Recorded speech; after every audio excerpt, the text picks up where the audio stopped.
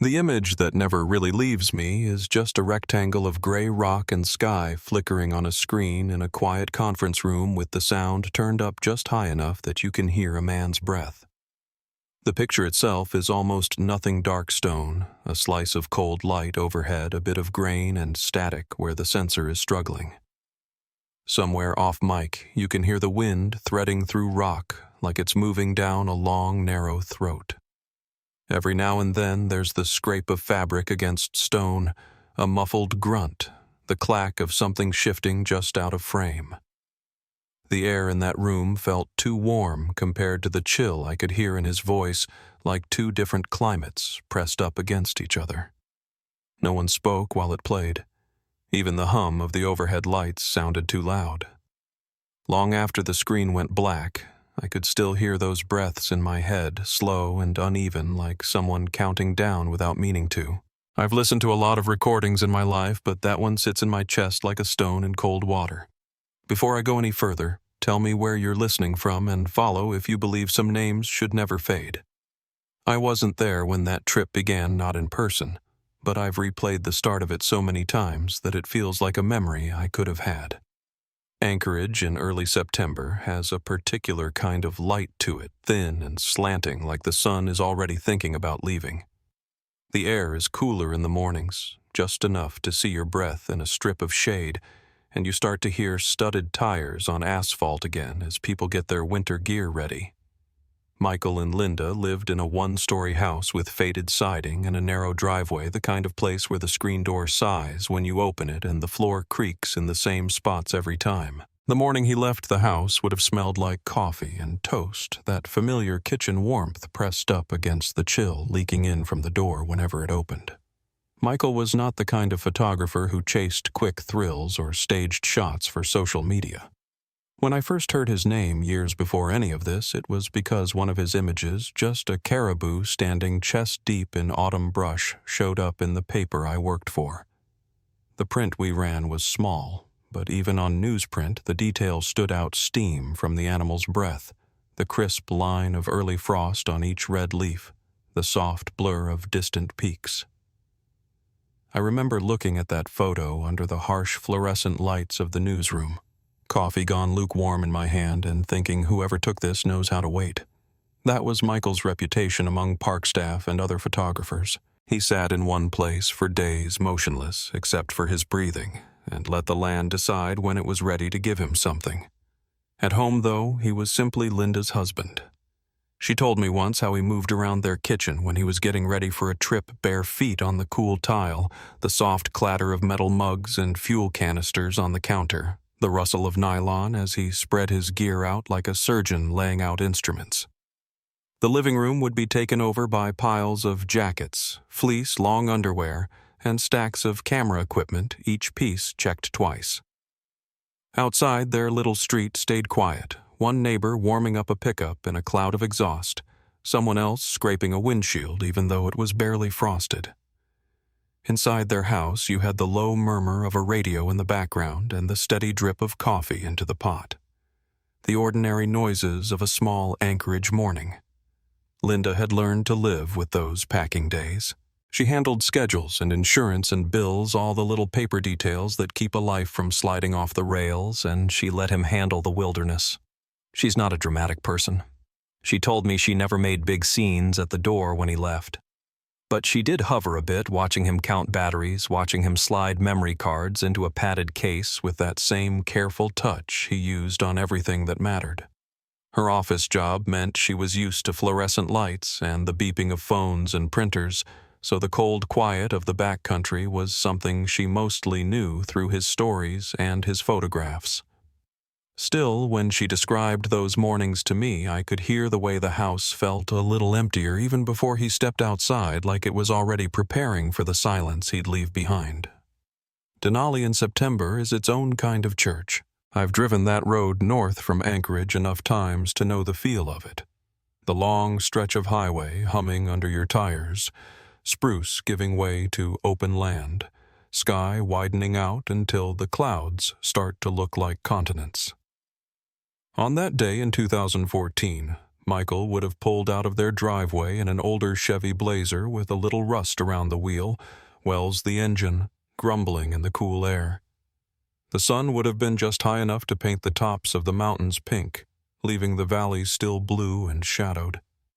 Gas station coffee in a thin paper cup, the smell of diesel at the pump, the low murmur of country songs on a radio inside a convenience store. Those are the small things that frame a long drive in Alaska. By then, Michael knew that road almost as well as he knew his own camera. He'd been photographing the backcountry for years, often returning to the same valley, the same bend in a river, watching how the light changed from one season to the next. Rangers knew his truck, knew the shape of his pack, knew the way he moved. Unhurried shoulders, relaxed like someone who trusts his feet and his judgment. His way of working was simple. He'd hike in, set a base camp, and then radiate out in careful circles, always returning to the same tent, the same stove, the same patch of flattened grass. He didn't drag gear all over the park. He let the park come to him. You can see that in the notes he left behind, little date stamps and scribbles in the margins of his field journals that talk about weather light and animal behavior more than his own comfort. At home in Anchorage, while he was heading north, Linda's days stayed steady in their own way. She'd drive to the clinic with the heater just starting to blow warm air wipers ticking across a windshield smeared with a hint of road dust. Inside the office, you had that familiar mix of antiseptic and old magazines. Phones ringing with that flat electronic tone, printers spitting out appointment reminders. She'd take co-pays, schedule follow-ups, and answer insurance questions, one eye on the computer screen, and some part of her mind wondering what kind of sky he was under at that moment. By the time she drove home in the late afternoon, the light would already be changing shadows, lengthening across the Chugach Range behind the city. The air cooler when she stepped out of the car and heard gravel crunch under her shoes. The rhythm of their relationship had been shaped by those comings and goings. After more than a decade together, she knew how his trips went. The first day or two in the field, his messages would be short and almost businesslike. Later on, when he'd settled into a rhythm, he might write a little more if he had a signal describing a fox that got curious about his tent, or the way fog rolled through a valley at dawn like slow water. Over the years, they'd figured out a compromise between his need for distance and her need for reassurance. He carried a satellite messenger, a little orange device that fit in the palm of his hand, and they agreed he'd check in every 3 days. Just a preset message. All good and coordinates, nothing fancy. Just enough to anchor him to the house on that quiet street and the woman who left a porch light on for him. In theory, that system gave her peace. In practice, it gave her something else too, a new kind of countdown. She would step into their dim kitchen after work, set her keys down on the cool laminate counter, and glance at the clock over the stove, mentally tracking the 3-day rhythm. The first message always came on schedule, usually with a small note about weather or the way the wind sounded in the trees or something he'd seen a distant bear fresh tracks frost on his tent. She'd feel her shoulders drop, a little tension she didn't quite admit to herself easing as she scrolled through the short text under the soft hum of the refrigerator. The second message felt almost routine, like confirmation that the story was unfolding the way it always did. It's amazing how quickly we treat reassurance as something owed, not something fragile. There were hints here and there that he was growing a little too comfortable out there. Linda told me she'd watched him pack a few times and noticed the way he talked about risk had shifted. Earlier in their marriage, he double-checked his first aid kit and carried redundancy for almost everything: extra headlamp, extra fuel, backup maps, batteries stored in separate pockets so one leak wouldn't ruin them all. Later on, as the years went by and every trip ended with him walking back through that door tired but whole, she caught him making small compromises, leaving one piece of gear at home to save weight, shrugging off an extra layer because I know this valley. It doesn't get that bad this time of year. It wasn't reckless, not by most standards, just the slow creep of confidence that settles in when nothing has gone wrong yet. Even with those little changes, Michael wasn't careless. He had habits shaped by hundreds of miles on uneven ground. He walked with his eyes not just on what was in front of him, but 3 or 4 steps ahead, scanning for loose rock, hidden water, the subtle dips and cracks that can turn an ankle, or worse. In the evenings, he liked to sit just outside his tent flap, with a mug of something hot warming his hands, listening to the way the air changed as the sun dropped behind the ridges. When you live like that, you build a private language with the land. How the wind sounds when a storm is moving in, how the ground feels under your boots when it's starting to freeze. From the outside, it looks like solitude. From the inside, it feels like conversation. The valley he was headed for on that trip was one he knew well. The river there braids and rebraids itself across the gravel, making thin silver channels that catch the low light like wire. Tundra stretches out from the banks in ripples of red and gold this time of year, crunchy underfoot in the morning when frost clings to each tiny leaf. Caribou move through in small groups, their breath hanging in the cold air, their hooves clicking faintly on stone.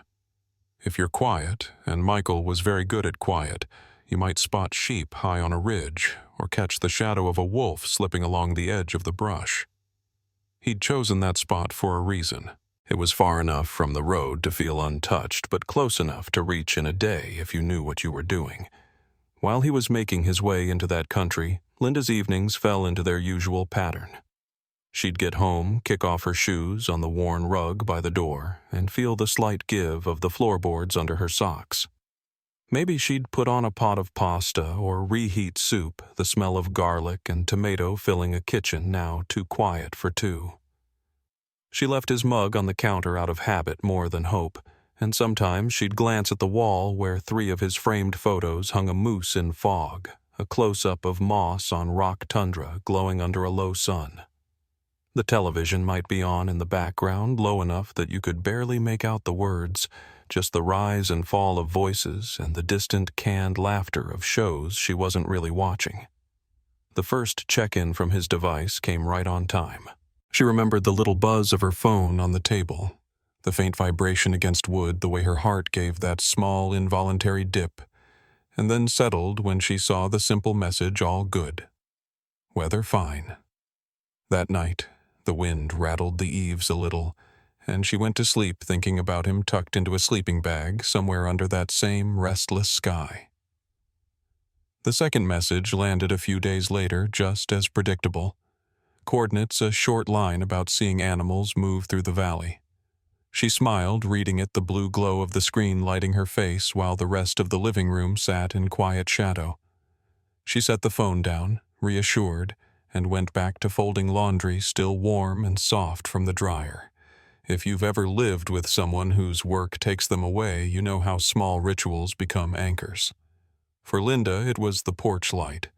She turned it on every evening when the sky started to go gray, even though nobody was coming up the walk most nights. The bulb cast a pale yellow circle onto the front step, lighting up the chipped paint and the row of empty flower pots she hadn't gotten around to refilling that year. On the 3rd evening of his trip, she flicked that light on without thinking, felt the familiar click under her fingertip, and went back inside as the chill slipped in behind her. By the time the next check-in was due, the days had already shortened a bit more. That evening, the house was especially still, the faint hum of the refrigerator, the occasional hiss of the heater kicking on a car passing outside with its headlights sweeping briefly across the blinds. Linda sat at the small kitchen table with her phone in front of her screen, dark, the taste of reheated coffee gone bitter on her tongue. Every now and then she'd tap the screen, watch the time light up in pale numbers, listen to the muted tick of the clock on the wall. The message didn't come. The phone stayed silent on the cool surface of the table while the porch light burned steadily outside, casting that same small, lonely glow into the growing dark. I remember the exact moment the air inside Linda Larson's kitchen shifted. It was so slight, so ordinary, that if you'd walked through the room, you might not have noticed anything at all. Just a woman sitting at a small wooden table while the last of the evening light slipped across the blinds, her phone resting face down beside a half-drained mug of coffee. but I was there years later listening to her describe that night, and I could almost feel the temperature change as she told it. The hum of the refrigerator, the faint tapping of tree branches against the siding, and the silence from that small device on the table heavier than anything she expected. She said she kept flipping the phone over, lighting up the screen out of pure reflex. Her thumb made those tiny swiping motions people make when they're trying not to admit they're nervous. She told herself he was just running late with the check-in. Maybe the batteries in the messenger were low. Maybe the signal was weak. All perfectly reasonable explanations. She clung to them like driftwood. When the clock over the stove blinked past the time Michael usually sent his message, she felt the first thin thread of unease tug in her chest. She didn't label it fear, not yet, just a quiet wrongness, the kind you feel when a door you were sure you'd locked seems a little too easy to push open. She tried to distract herself, loaded the dishwasher, wiped down the counter even though it was already clean, opened the back door to let in a bit of cool Anchorage night air. It smelled faintly of damp soil and distant wood smoke, the kind that settles into your clothes if you stand outside too long. The world outside their house was perfectly calm. Streetlights buzzed quietly. A car rolled down the block with its headlights trembling against the asphalt. Just an ordinary night. But the check-in never came. Around 9, she sent him a short message through the satellite system anyway, knowing it might sit in the ether for hours before reaching anything. 3 words. Everything okay today? She waited. The phone stayed silent, screen dark, while the porch light outside cast that soft yellow halo over the entryway like it always did. She told me she stood there looking at that light longer than made sense, listening to nothing but her own breath. By 10:30, she'd paced a groove in the living room carpet. She kept glancing at the photos on the wall, one of a moose standing half hidden in fog, another of a stream catching the last of the sunset. She'd lived with those pictures for years, but that night they felt almost like strangers watching her from their frames. Too peaceful, too still. She didn't call anyone that night. It wasn't panic that held her back, just the belief that morning would bring a message or a ping or something that would make all of this feel foolish. She told herself that fatigue and distance made his timing unpredictable. She reminded herself that the backcountry doesn't care about schedules. And she crawled into bed with the phone on the pillow beside her, waking every hour to check it. The next morning arrived gray and cold clouds heavy over the mountains. She told me she knew the moment her eyes opened that something was wrong. Not because of anything she saw, just the absence of sound. The quiet felt denser than usual, like all the small noises of the house had stepped aside waiting. She checked the device again. Nothing. She called his phone even though she knew perfectly well it wouldn't ring out there. The call went straight to voicemail, his recorded greeting sounding too cheerful, too far away. She tried again. Same result. Each attempt made the kitchen feel colder, the laminate floor harder beneath her bare feet. She went to work anyway because that's what people do when they're trying not to unravel. She spent the morning answering phones with her voice steady and polite, though her fingers trembled every time she set the receiver down. Around lunchtime, she stepped outside into the parking lot, hoping fresh air would settle her nerves. Instead, she stood there staring at the gray sky, feeling the cool wind brush her hair, and realizing she'd been holding her breath for minutes at a time. By the time she got home that evening, the unease had thickened into something she couldn't talk herself out of anymore. She tried the satellite messenger again, tried his cell again. The house felt smaller than the day before, like the walls were leaning in. She dug out his trip notes from the small drawer where he kept old permits and maps. She studied the planned route, tracing her finger over the Teclonica Valley on paper worn soft at the folds. She knew he was experienced, knew he respected the land, knew he didn't take foolish risks. But the wilderness doesn't bargain with reason, and as the hours passed, her thoughts started drifting toward places she didn't want them to go. That was when she called me, not because I could fix anything, but because I was one of the few people she knew who had seen what happens when a backcountry check-in doesn't arrive. Her voice on the phone was thin and steady, like she was balancing the fear on a narrow beam. She asked if it was normal for a message to be late. I told her yes. I also told her that 2 missed messages were usually a sign someone needed to start asking questions. She was quiet for a long moment. I could hear the soft whir of her heater through the line, the kind of background noise most people never notice until it's all they can hear. Then she said, "I think something's wrong." Those 4 words carried the weight of everything she'd been holding back. She called the park next. The ranger on duty listened carefully, took down the details, asked for the last coordinates she'd received.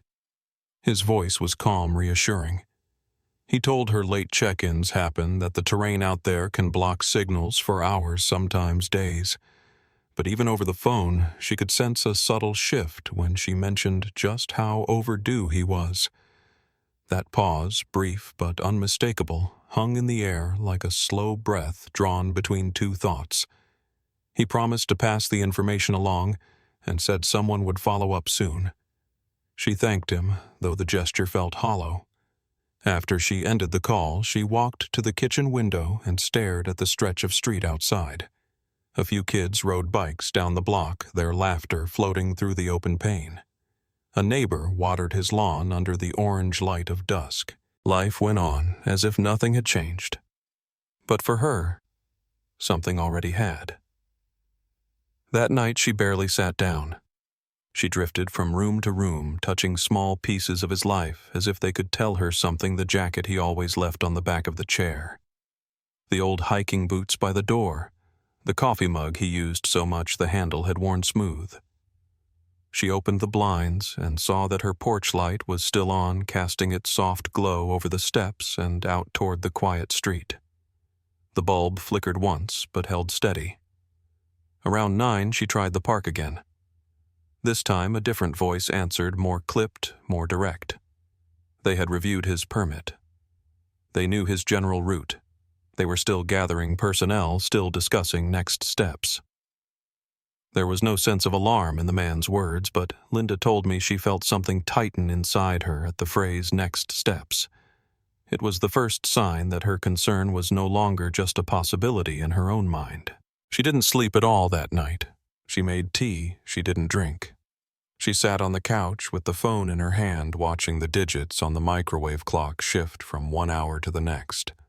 The heater cycled on and off, blowing warm air across the room that felt strangely out of place against the cold dread in her chest. The house seemed to echo with small sounds, settling wood passing cars, the distant bark of a neighbor's dog. Every noise made her look toward the door like she expected it to open. When dawn came pale and thin behind the clouds, she realized she hadn't even turned the porch light off. It glowed faintly against the early light, stubborn and lonely. She called the rangers again after sunrise, her voice hoarse from a night without rest. This time they asked her to come in to talk, to review what they had. She grabbed her jacket keys, trembling in her hand, and stepped out into the cold morning air that smelled faintly of wet pavement and diesel from a passing truck. Her breath drifted in front of her like thin smoke. I wasn't with her during that drive, but she described it so clearly later that I could almost see it. The gray light shifting across her windshield, the faint vibration of the engine under her palms, the way her eyes kept flicking to the passenger seat, as though wishing he were sitting there warming his hands around a cup of gas station coffee, the way he always did after a long trip. At the ranger station, the staff kept their voices gentle. They asked their questions carefully. They reassured her as best they could. But there's a look people have in moments like that, professionals who've seen too many seasons, who know how quickly the land can swallow a man whole even when he's careful. And she saw it. She didn't need their words to understand that.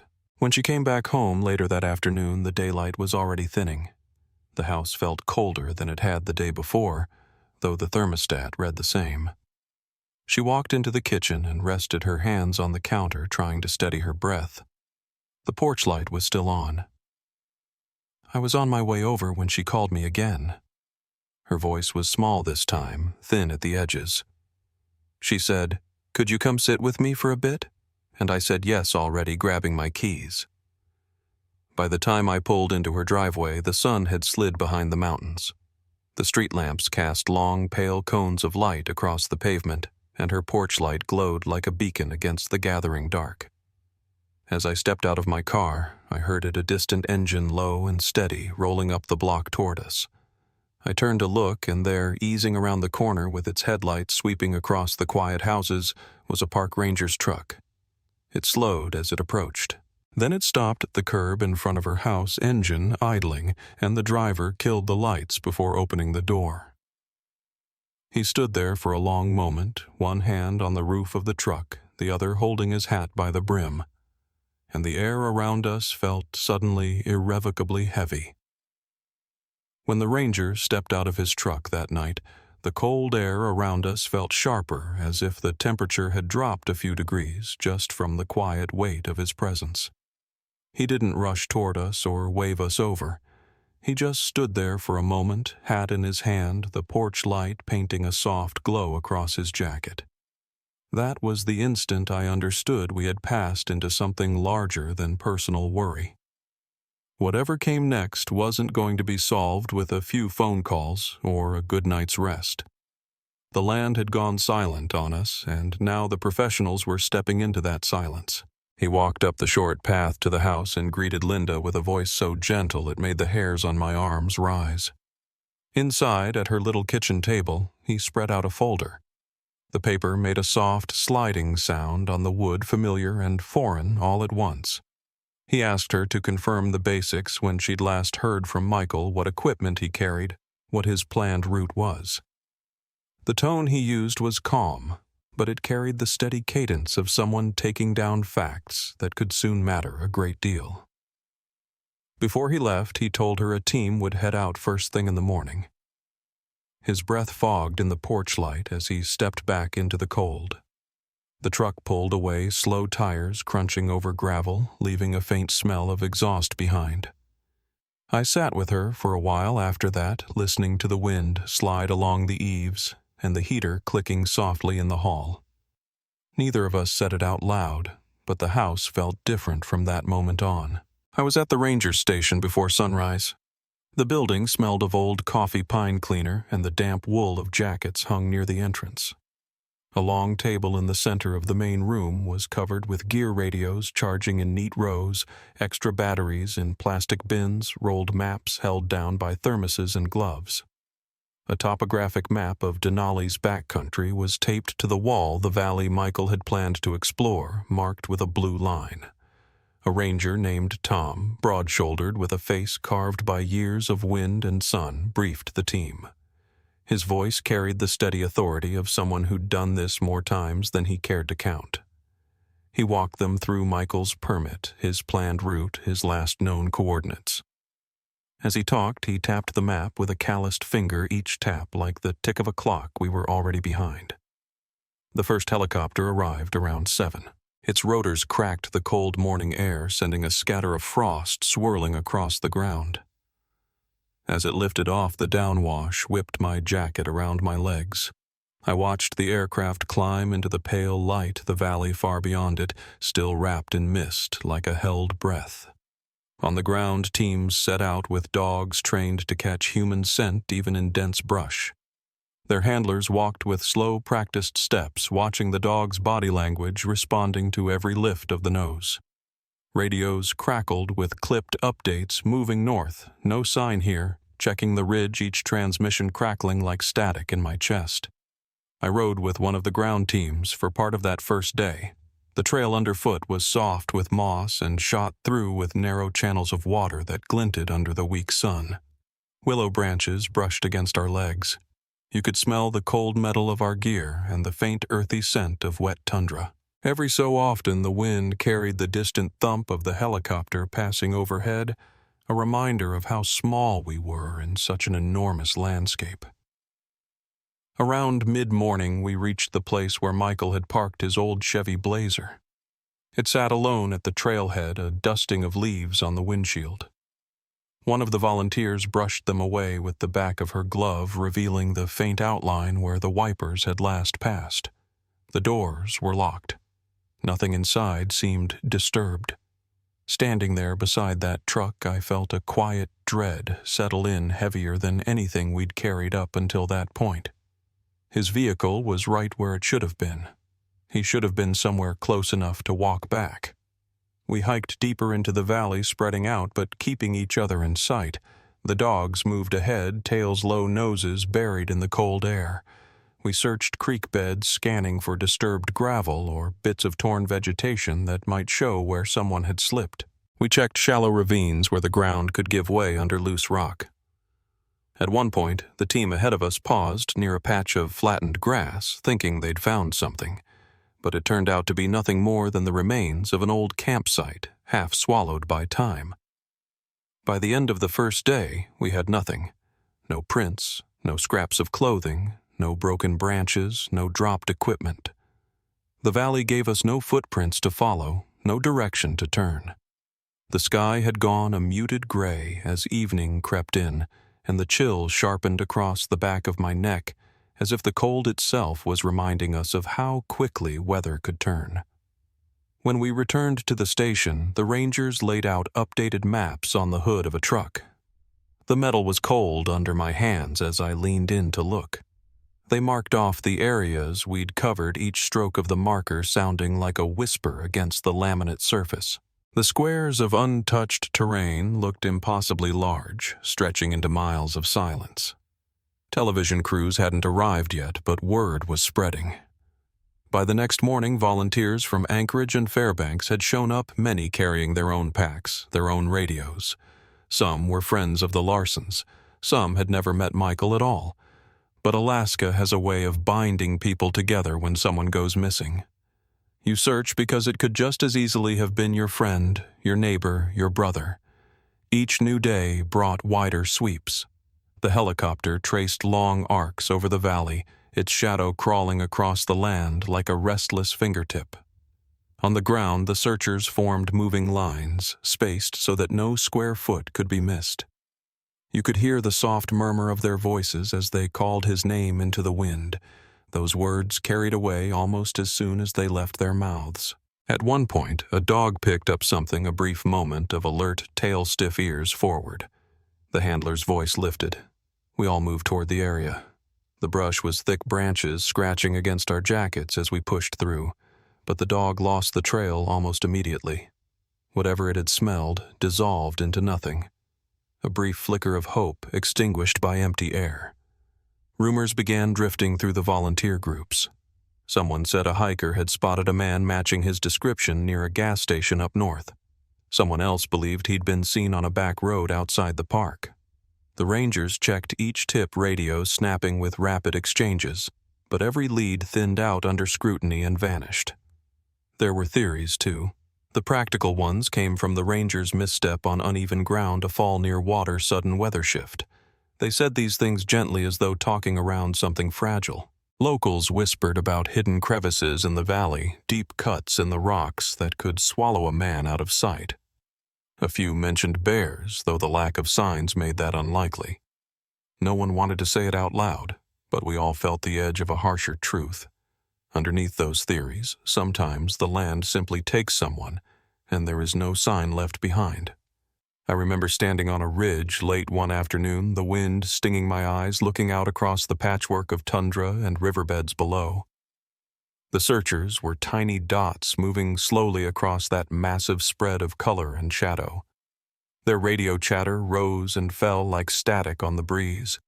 My throat felt dry despite the damp air. It was impossible to look at that vastness and not feel the smallness of our efforts. Back at the station each night, the fatigue settled over everyone like a second skin.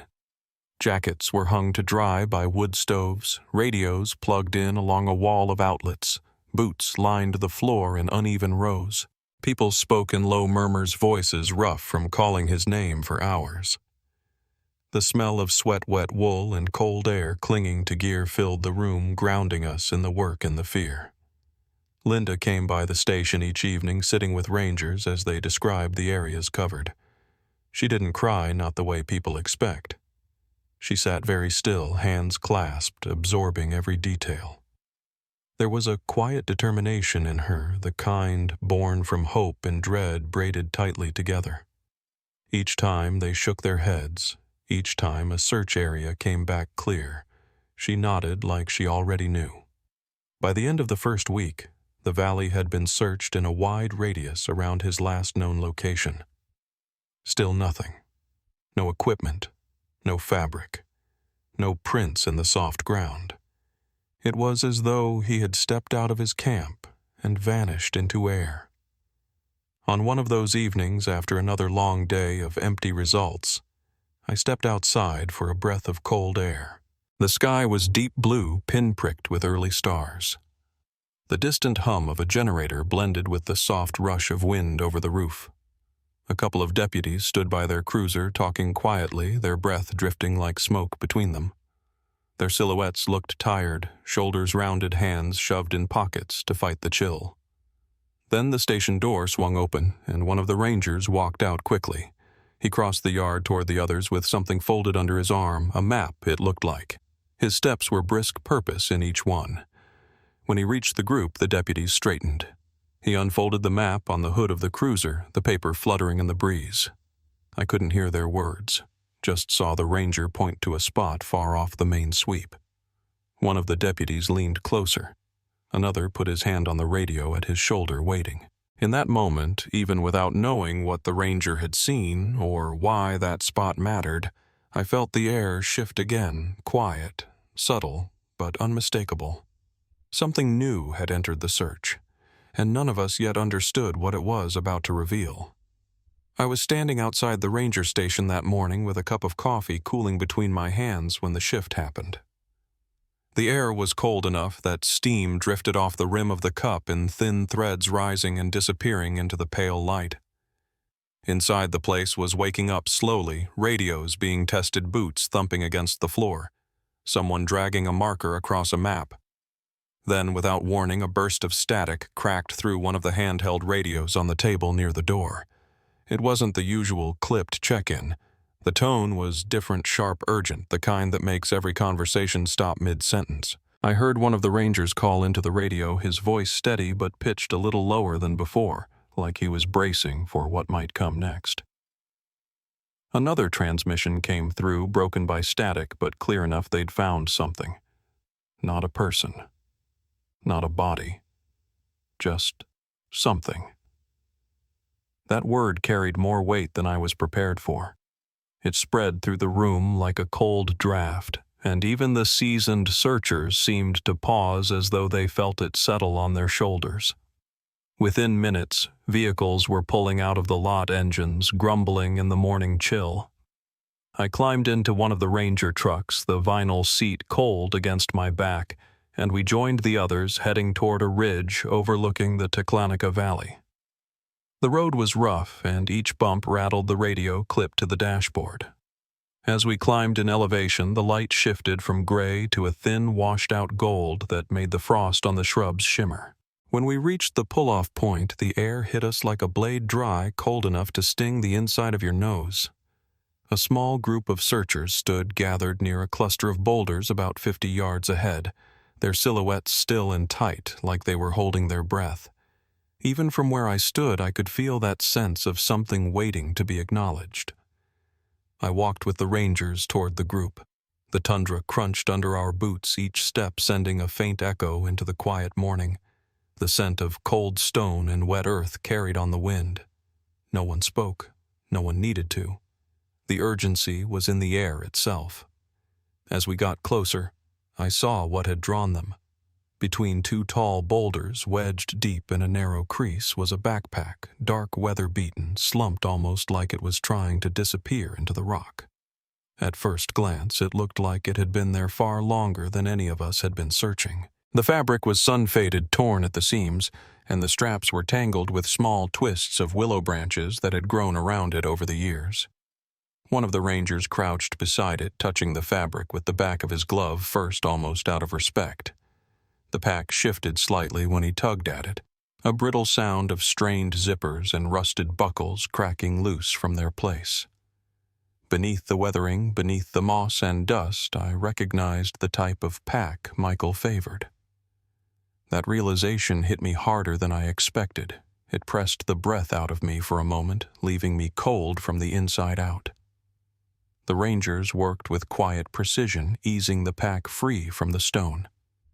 When it finally came loose, the faint metallic rattle of gear inside drifted out into the air, an almost ghostly sound like something waking from a long sleep. They set it gently on a flat rock, unzipped one of the pockets, and a flash of color caught our eyes.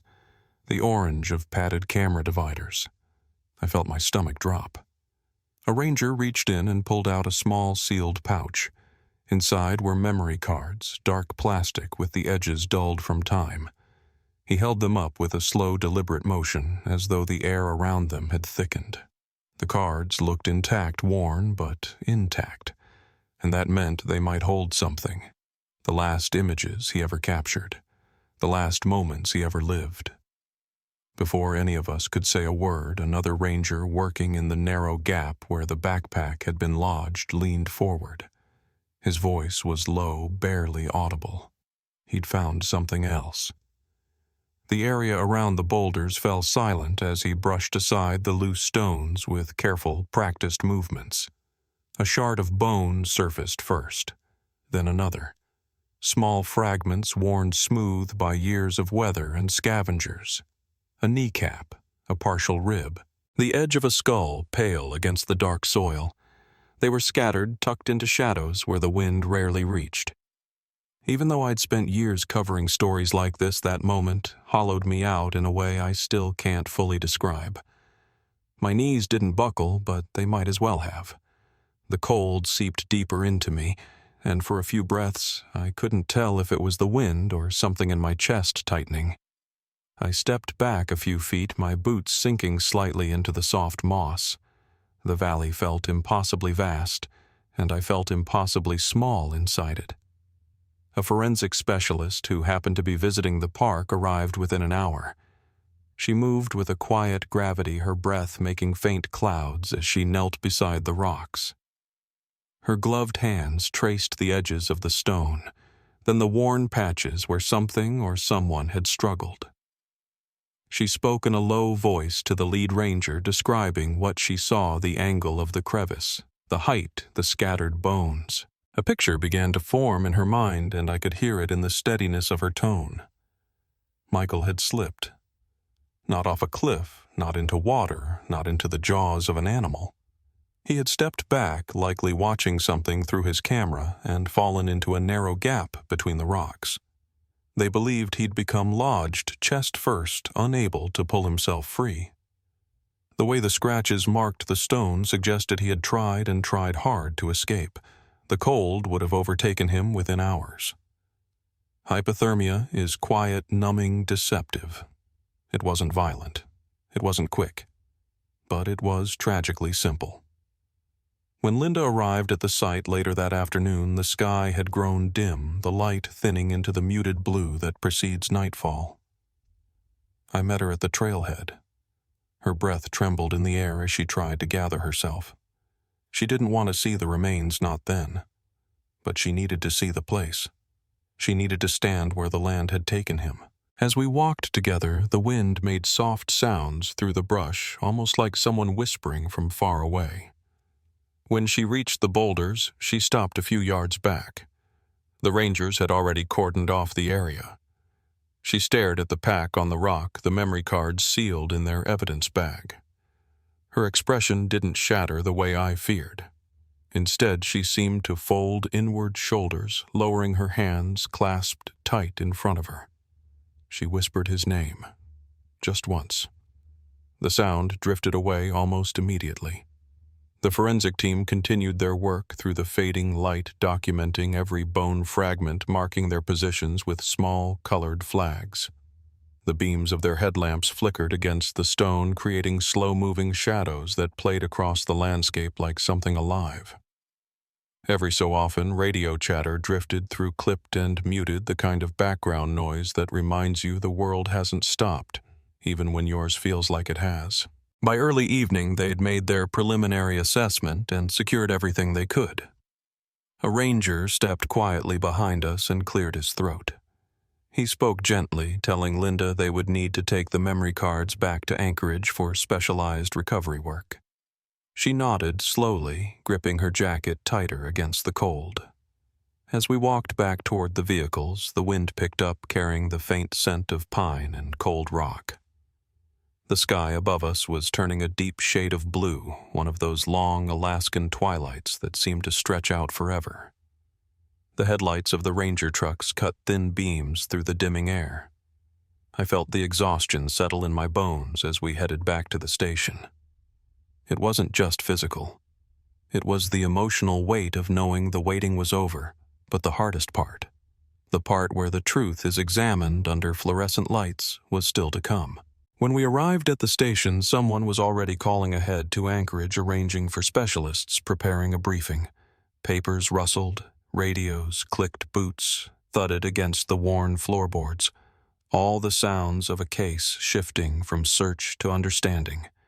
And as I stood there watching the controlled flurry of movement, one quiet thought settled in: nothing about this night could ever be undone.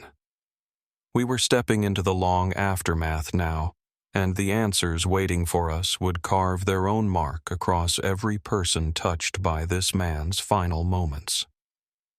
In the days that followed the discovery, the ranger station took on a different quiet than before. It wasn't the anxious hush of waiting for word or hoping for movement on a map. It was softer, heavier touched by the kind of stillness that settles when an unanswered question has finally found its shape. People moved more slowly, spoke in lower tones. Even the radios seemed to crackle with restraint, as though the valley itself had asked for a moment of respect. Law enforcement sealed off the site the morning after we found the backpack. The wind carried the faint chemical smell of marking paint as they flagged off the boundaries, and the clicking of camera shutters broke the silence in small, precise bursts. A few bystanders, volunteers who had spent days combing the ground, stood at a respectful distance, hats in hand. No one tried to get closer. It felt like sacred ground, and even the most seasoned searchers seemed to sense that crossing the perimeter without cause would disturb something that needed to remain undisturbed. When the remains were transported out, I watched the stretcher move slowly along the uneven ground. The fabric cover rippled slightly in the cold air, and the boots of the carriers made soft indentations in the moss. That image stayed with me longer than I expected. It carried a finality that sank deep, a reminder that the long days of searching were behind us, and a different kind of work understanding had begun. Linda stayed inside the ranger station during most of the recovery. She sat at a small wooden bench near the window, her hands wrapped around a cup of tea that had gone cold. The steam had long faded, but she held it anyway, as if the warmth might return if she waited patiently enough. She didn't ask many questions. She listened to what the rangers told her about the scene, nodding with a kind of steady determination that made the moment feel both heartbreaking and profoundly human. When she finally stepped outside to leave, she paused near the door and took a long breath, the kind that expands your chest and then sinks slowly into your bones. She looked out toward the horizon, where the mountains cut a jagged line across the sky. Later, she told me she wasn't looking for anything in particular. She just needed to take in the same direction he had walked toward to feel connected to his last sight of the world. The case, once the remains were authenticated, shifted swiftly toward closure. There was no talk of criminal action. Nothing in the evidence pointed to another person's involvement. The forensic report described the fall clearly a misstep into a narrow crevice, likely while focusing on a shot. The scratches on the stone, the angles, the trapped positioning, they all painted a picture of a man caught in a moment too sudden to prevent. Hypothermia had done the rest. No malice, no mystery, just the unforgiving nature of wilderness and the thin margin between safety and danger out there. Still, even with every answer laid out in careful clinical terms, the community felt the loss ripple outward. Photographers who had admired his patience spoke about him with a hesitance that came from recognizing their own risks in his story. Rangers who had known his routines paused longer during morning briefings, taking a few extra seconds to be sure everyone was accounted for. The story ran in local papers for days. People sent meals to Linda's house, left flowers outside her door, slipped condolence cards into the clinic office where she worked.